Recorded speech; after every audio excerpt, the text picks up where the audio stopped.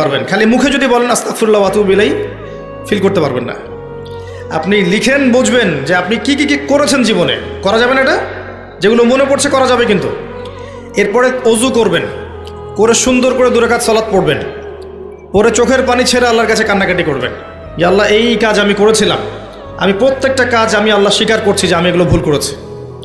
আল্লাহ তুমি আমাকে যত নেয়ামত দিয়েছো সব নেয়ামত স্বীকার করছি আল্লাহ।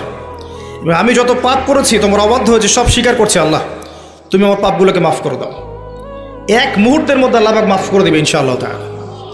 শুধু তাই না, আল্লাহ পাক বলেছেন যে আল্লাহ পাক এই সমস্ত গুনাহগুলোকে নেকি দিয়ে পরিবর্তন করে দেবেন ইনশাআল্লাহ।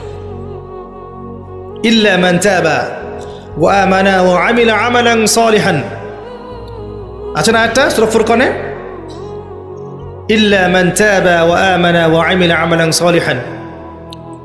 তারা নয় যারা তওবা করেছে এবং ঈমান এনেছে এবং বেশি বেশি সৎ আমল করেছে। উলাইকা ইউবাদদিলুল্লাহু সাইয়্যাতিহিম হাসানাত, এরাই তারা যাদের সমস্ত গুনাহকে আল্লাহ পাক নেকি দিয়ে পরিবর্তন করবেন।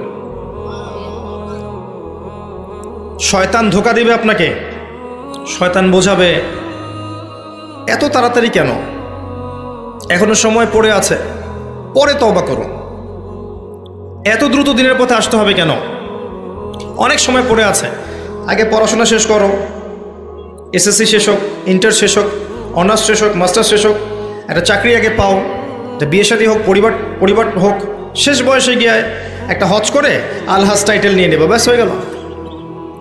শয়তান আপনাকে বুঝাবে অনেক কিছু।